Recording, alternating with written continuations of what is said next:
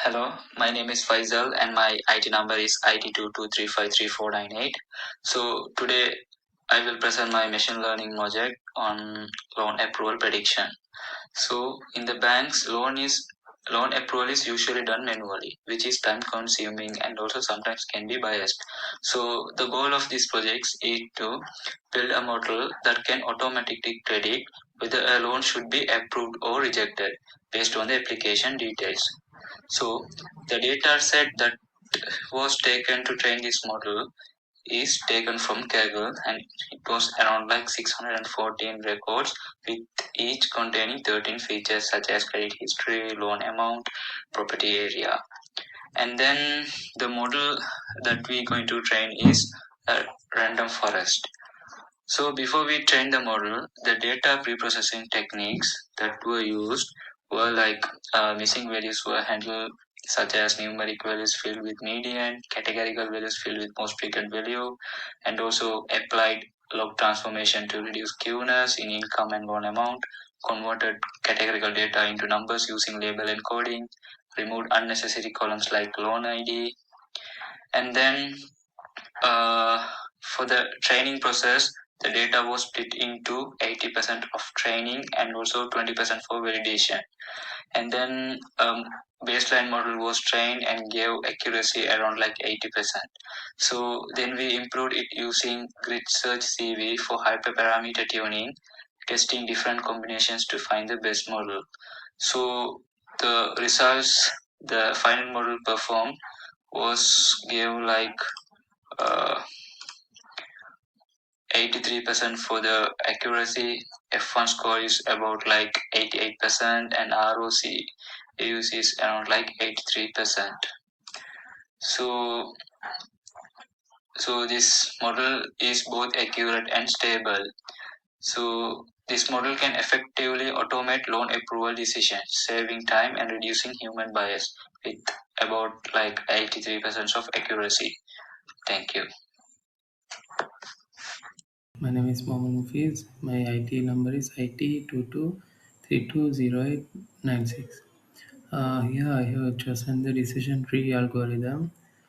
Here we have got uh, a loan data set which we are predicting whether the loan can be approved or not. We have got 614 training records and 367 testing record. These are the attributes in our data set. And here we have done some summaries. Based on that, these are the columns that are having some missing values. And for the analysis, we have done a graph where we can see how many approved loans and not approved loans, and this is based on the credit history. And these are some graphs uh, based on some features. And here you can see the correlation matrix. Here it shows how well the features are related. You can see the loan amount and applicant income are more related. And after that, we have done some data pre-processing. That means you can see some of the fields were missing. So we have added most used field values for those fields, and then we have encoded the labels to ones and zeros, and then we have added total income as a new feature. And then this is something about our decision tree algorithm. Here we choose a feature and split the data where we can get uh, more accuracy, so that we need to choose a uh, splitting feature, and it will do recursively until reach the leaf node. And after training, you can see we have got the accuracy is 82.11, and yeah, you can see the confusion matrix here. Most of the things are predicted correctly, and some of these things are not predicted correctly because the decision trees, decision trees, some of it has some overfitting problem. And then here in this graph you can see which feature is most we have given most important. So the credit history is given more important, and then I have done hyperparameter tuning using grid search CV. Here it has fine-tuned our model and improved 0.81 percentage of accuracy. And then we have done the cross validation. Here you can see a small variance in each fold. Yeah, those are the things I have done. Thank you.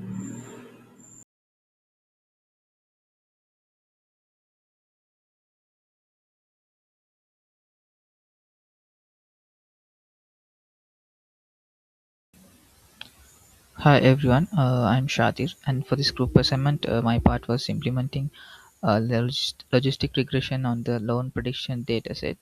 So today I'll walk through why I choose this model and what I aim to achieve, and the dataset, the pre-processing training, and the results I gained. So first, the dataset I used is a loan prediction problem dataset from Kaggle.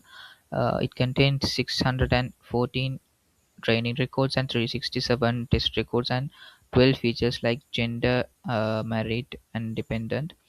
And the target is the loan status to be predicted, whether it's a binary specification of yes or no. And as you can see here in the notebook, so first I handle missing values exactly uh, as shown. I used mode for categorical columns like gender, married, and then I performed label encoding for all categories features and created engineering feature like total income and EMI. So finally, I applied a standard scaler because logistic regression is sensitive to feature scaling. You and after preprocessing, I split the data into 80-20 ratio and validation sets. So why the reason why I chose logistic regression is it's highly interpretable, and coefficients directly tell us which feature influences loan approval the most, and it's strong baseline for binary classification and works very well when we need explainability for stakeholders. So for training, I use logistic regression from SQLite learning with research CV for hyperparameter tuning. And after training, here are the exact results. Uh, so where the validation accuracy was at 85.37, where the F1 score was 0.90, and the ROC score was zero point 0.8. And as you can see in the confusion matrix, the model is especially good at identifying approved loans, and the ROC curve shows that is solid discrimination about ability, where the credit history came out as the strongest predictor. And here the comparison was done with the random forest. So while random forest is better at capturing nonlinear relationships, logistic regression is far more interpretable through its coefficient, which is very valuable for the business problem. So to conclude, logistic regression gave us excellent performance with full transparency, so we can clearly explain to the bank why a loan was approved or rejected. So this means the assignment goal of applying four distinct supervised algorithms and providing a strong explainable solution for real world loan prediction.